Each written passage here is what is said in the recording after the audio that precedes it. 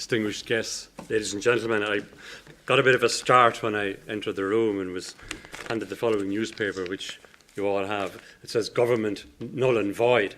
I was a bit concerned that Micheál Martin had arrived early and staged a coup until I learned that Sean Fleming was going out to look for him, and he hasn't arrived yet. I'm conscious of the fact that the government, however difficult and challenging the times might be, isn't null or void, and that I am probably featuring under a brighter light than in the circumstances is deserving. I'm delighted to be here. It's a pleasure to be asked to open and officially launch the second James Fintan Lalor Autumn School. I'd like to begin by paying a tribute to the organisers for enriching the cultural and civic life of Portlaoise, Laois and far beyond by bringing together a number of most interesting and accomplished panellists and chairs for a second year in a row in this theatre for this school. Last year I had the privilege of addressing the inaugural James Fintan Lalor Summer School. This year I'm honoured to return as a member of government. I'd like to join with the words of congratulations to Brendan Deasy, my friend Brendan Deasy, whose exhibitions and paintings I have followed with interest over a number of years, and I want to say what we've seen here this evening is remarkable in terms of its content, and great tribute to be paid to the artist Brendan. I regret that I wasn't here on October the 3rd for the official opening. I've had an opportunity of seeing them. I don't agree with some of them. I do agree with others. But whether we agree or not, I think we all have to accept that they are all most striking, an excellent portrayal of many of the issues that were close to the heart of James Fintan Lalor. And Brendan, thank you for your contribution. I want also to compliment Shannon Ryan for her contribution, a no-holds-barred start to the James Fintan Lalor Autumn School. I've had the pleasure of hearing Shannon before in Schools Debate.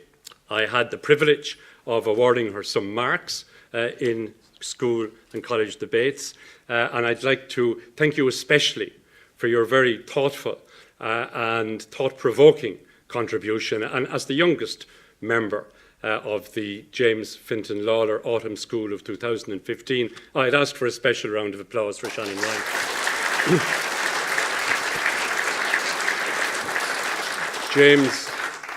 James Fintan Lalor is a historical figure that has been familiar to me throughout my life, along indeed with his father, Patrick Lalor, Honest Pat. I often wondered how Honest Pat had two T's, P-A-T-T, not something that we immediately associate with Patrick or Pat, and maybe during the course of the weekend somebody might explain to us how the second T was so important in the life of the poll-topping Member of Parliament and the first Catholic to be elected to Westminster, representing the constituency of Queen's County as it was in 1832. The Lalors, father and son, both made a very important contribution at national level, but perhaps the impact of their time was felt even more so in the native county of County Laois. Patrick Lalor was a key ally of Daniel O'Connell. He was a very important figure in the community, helping to galvanise support for Catholic emancipation. His election as a repeal candidate in 1832 was of immense significance to the people of County Laois. His son, James Fintan, shared some of his father's views, but as you know, he was far more radical. He disagreed with O'Connell, as Shannon has said, and he very much disagreed with the political approach of Daniel O'Connell, who I must admit is one of my heroes in Irish politics. Lalor rejected the repeal movement in favour of a more wide-ranging form of independence, accompanied by a programme of significant land reform. His politics were, of course, hugely influenced by the appalling famine of the 1840s on Gorta Moor. And I do believe that we need to underline the famine and its aftermath and its horror in much of Lalor's thinking and his writings and his activity. In letters published in The Nation in 1847, Lalor stated that the failure of the potato had undermined the social fabric of rural Ireland. He was passionate in his support for vulnerable tenant farmers and an ardent campaigner for land reform. He sought to mobilise, to organise, to agitate tenant farmers, and indeed landlords alike. But despite Lalor's involvement with many influential political figures of the era, particularly in the Young Ireland movement, the historian Mary Daly notes that it would appear, and I think this is important in the context of the debates later on and tomorrow, when Mary Daly, who is something of an expert on Lalor and indeed the life and times of that period and the famine and thereafter, I quote Mary Daly when she says, "Lalor had a difficulty collaborating with others." And I think in many respects she puts it mildly. And I again, I would ask people to engage in that over the weekend because it's important in Lalor's activity and it's important in what we might regard as being the active or living legacy of James Fintan Lalor. Of great importance are Lalor's writings and his editorship of the Irish Felon in 1847, which resulted in the publication of 7 articles in the 5 series of that journal. We also have his letters, particularly letters to Charles Gavin Duffy. All of these writings have inspired later generations, and that is evident today in this weekend autumn school. I have referred to both James Fintan Lalor and his father Pat, both being important political figures in the history of our county, and they leave a legacy that stretches far beyond our modest county boundaries. Lalors, the father and son, represent different approaches to nationalist politics and to land reform. It's valid and important to recognise both traditions and both contributions. We are now in the decade of centenaries, which commemorates each significant event that took place in the eventful decade of 1912 to 1922. That important decade in our history featured the campaign for Home Rule, World War I, the Easter Rising, and the very foundation of our state. It was a decade of important social reform. Campaigns included the suffrage movement, the 1913 lockout. A programme of commemorations has been organised by the government to mark all these significant events and to do so in a way that is tolerant and inclusive and indeed respectful. And I'm an ardent supporter of this approach. And I believe that the contribution of James Fintan Lalor and his father Patrick Lalor should be remembered in the spirit of tolerance, inclusivity, and respect. So this weekend's programme makes clear that the attendees and participants will be treated to interesting and stimulating discussions on complex topics, including immigration, property rights, responsibilities, and nationalism in the 1840s, and indeed nationalism at this very time. Nationalism has evolved since the days of James Fintan Lalor. This is due in no small measure to the fact that our political institutions, through hard work and dedication across generations, have grown able to encompass more fairly and in a more representative way whole ranges of different political perspectives. We do not have to live with the sort of disenfranchisement and political alienation so familiar to Lalor and those who came before us. We also do not have to live with the daily horror of violence and bloodshed that was endured on this island in the course of our more recent troubles. Yesterday, I spent the day in Belfast, where along with the British Secretary of State for Northern Ireland, Theresa Villers, we began all-party talks to facilitate and assist the Northern Ireland political parties in overcoming what is a real and difficult political impasse within the Northern Ireland Executive and the Assembly. And on behalf of the Irish Government, let me say that we wish to see the institutions of the Good Friday Agreement not only function, but flourish to the benefit of all in the community.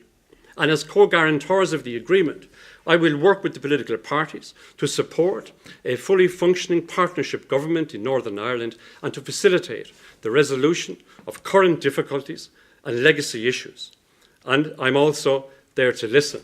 And I will, even though the main political party in Northern Ireland, the Democratic Unionist Party, refused to participate in a plenary session of the talks yesterday in Stormont, they did indicate later on in the afternoon that they would engage bilaterally with some, if not all, of the parties, and I am hopeful that will engage further over the coming weeks. So every Wednesday and Thursday for the next 5 or 6 weeks, I intend to be in Stormont, helping to assist and influence and help the process which will ensure a better future for all in Northern Ireland and consequently on the island. One of the transformative functions of the Good Friday Agreement was the affirmation by all involved that our aspirations, including aspirations that conflicted with one another, must be dealt with through dialogue, through politics, and through democracy. That agreement, endorsed by the people of this island, states, and I quote, that we reaffirm our total and absolute commitment to exclusively democratic and peaceful means of resolving differences on political issues. Those words completely and incontrovertibly transfigured our political landscape on this island in a way that perhaps Lalor would not have envisaged. Those words were an undertaking that, although our aspirations may differ, we will not allow this to prevent us from working together for the best interests of our people as a whole. As well as affirming the primacy of democracy, the Good Friday Agreement recognises that for the political institutions it proposed to work, they would need to be bedded down in jointly held principles and values that would reinforce the content of the agreement reached, which parity of esteem, mutual respect and trust, devolution based on partnership and power sharing, tolerance, human rights and reconciliation are far more than ideals. They are actually the rules of the game. They are the process to which we must engage on a daily basis. And these values must remain a constant touchstone for how we interact with one another across these islands, for how we expect young people from different communities to treat one another, and how our political leaders must demonstrate respect for those of different backgrounds, regardless of the issues on the table. And again, I refer to Brendan's art and the deeply held fervour of nationalism and the spirit of Lalor in his art. But people might be surprised to learn that the same Brendan Deasy is a firm Burnley supporter in the Premiership. And the only other Burnley supporter that I have ever met in my life is Alistair Campbell, Tony Blair's great British government spin doctor. So you do have something in common with people which you mightn't readily recognise or agree. And I think that's part and parcel of our great tradition of sharing much of what is common between our respective islands. The government has consistently argued, and will continue to argue, that for the full potential of the Good Friday and subsequent agreements to be realised, there has to be a full implementation. There cannot be an element of cherry picking or an element of exclusivity. These issues will be considered in the period ahead in the political talks underway, the goal being to ensure that the gains made through the core of the agreements over the last 20 years are reaffirmed and built upon, which is an ongoing exercise. The values and principles of the Good Friday Agreement remain at the heart of all our efforts. So in conclusion, I want to thank Ian and Michael and Kevin Lalor Fitzpatrick and the Lalor chieftains who carry on this great tradition of James Fintan Lalor's radicalisation and debate, some of which we will agree with and others of which we will agree to differ. But no matter where we stand on James Fintan Lalor, I believe it immensely valuable to commemorate important figures in our history and to debate and analyse their works in the context of their time and now. And could I say, as a lawfully elected member of the Dáil for the constituency of Laois Offaly and County Laois, I'm honoured to follow in the great tradition of James Fintan Lalor and indeed his father, representing the people of this constituency in a parliament, in a democratically elected parliament, where ultimately the will of the people is honoured and respected through the secret ballot and the ballot box. And it's important that we challenge ourselves with the hard questions, as Shannon Ryan has put forward, and that we continue to aspire to a fairer and more prosperous society with equality of opportunity for all. So I once again commend the organisers for organising a very interesting programme, for attracting a very high calibre of participants, and it gives me great pleasure to formally declare the James Fintan Lalor Autumn School for 2014 fully open. Thank you.